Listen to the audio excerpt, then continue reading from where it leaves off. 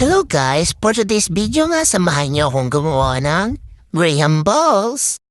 Ito nga pala mga ingredients. Nag-crush nga pala ako ng Graham crackers dyan. Gusto ko lang pala malaman ang mga kakayahan ng aking food processor. O diba napakaganda ng pagkagiling niya?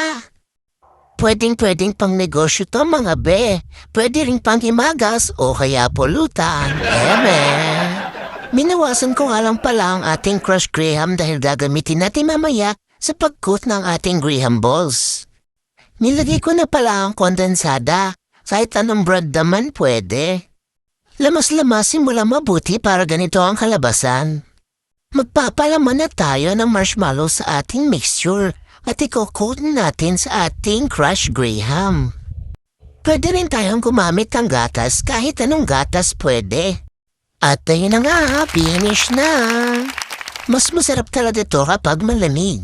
Yun lang. Thanks for watching.